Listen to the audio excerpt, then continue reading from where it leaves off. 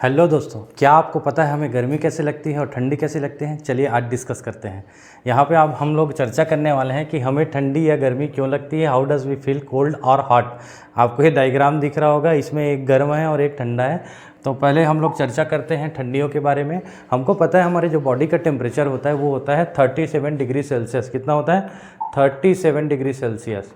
ठीक। और जब हम विंटर की बात करें तो सराउंडिंग यानी कि आसपास का जो टेम्परेचर होता है वो हमारा अप्रॉक्सीमेटली 20 डिग्री सेल्सियस के आसपास होता है। तो हम ये चीज़ देखते हैं कि जो टेम्परेचर होता है वो हमेशा अधिक से कम की ओर जाने का प्रयास करता है। टेम्परेचर होने का कारण जो होता है वो हीट होता है। क्योंकि हीट जो है हमेशा अधिक से कम की ओर जाने का प्रयास करता है, तो हमारी बॉडी का जो हीट है वो टेम्परेचर सराउंडिंग का कम होने के कारण अंदर की हीट कहाँ चले जाती है? बाहर पे। अंदर की हीट कहाँ चले जाती है? बाहर पे। अंदर की हीट बाहर चले जाने पर हमारे शरीर का जो हीट होता है वो क्या हो जाता है? कम।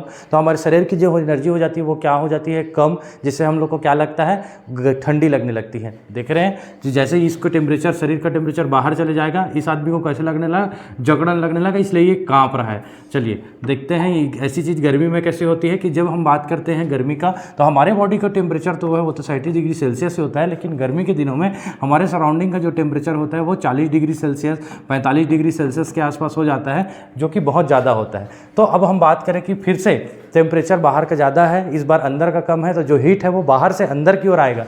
तो जब बाहर से अंदर की ओर आता है तो हमारा जो हीट है, हमारे शरीर का हीट है वो क्या हो जाता है? बढ़ जाता है। हमारे शरीर का हीट बढ़ेगा तो हमको क्या होना चालू हो जाएगा? गर्मी लगना चालू हो जाएगा। हम बात करें ठंडियों के दिन में, तो ठंडियों के दिन में हमारे शरीर के अंदर से हीट क्या होती है? बार बार बाहर जाते रहती है।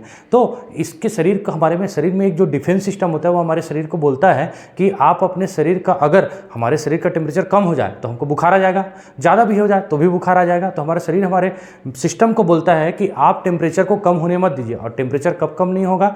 जब हमारे शरीर का हीट बाहर न जाए। लेकिन ठंडियों में तो वो बाहर जाते ही रहेगा।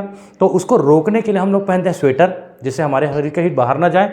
और चूंकि स्वेटर भी उतना काम करने तक तो करेगा, लेकिन ज़्यादा मात्रा में अगर ठंडी है तो बाहर तो जाएगा ही जाएगा। तो उसको भी रोकने के लिए हम लोग क्या करते हैं? तुम बाहर जा रहे हो हीट, तो आप जाओ, हम वापस हीट को बनाने लगेंगे। तो हम लोग क्या करते हैं? खाना खाना चालू कर देते हैं। तो जैसे ही हम लोग खाना खाते हैं हमको एनर्जी मिलती है, और एनर्जी जो है वो हीट प्रोड्यूस करती है, तो हमारे शरीर का टेम्परेचर लगातार मेंटेन रहता है। और यही चीज़ अगर गर्मी के दिन की बात करें तो गर्मी के दिन में क्या होता है कि बाहर का जो टेम्परेचर है उससे हीट क्या होता है? अंदर की ओर आता है। अंदर की ओर आता है तो हमें बड़ा अनकंफर्टेबल फील होता है, और हम क्या होता है? पसीना पसीना हो जाते हैं। तो इसके कंडीशन में हमारे शरीर का जो हीट होता है वो बहुत ज़्यादा बढ़ जा रहता है।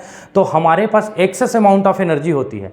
तो वो एक्सेस अमाउंट ऑफ एनर्जी को मेंटेन करने के लिए हमारा शरीर जो है लगातार पसीना छोड़ते रहता है। इसीलिए ऐसा होता है कि गर्मी के दिनों में हम लोग को ज़्यादा भूख नहीं लगता है और ठंडी के दिन में हमें ज़्यादा भूख लगता है।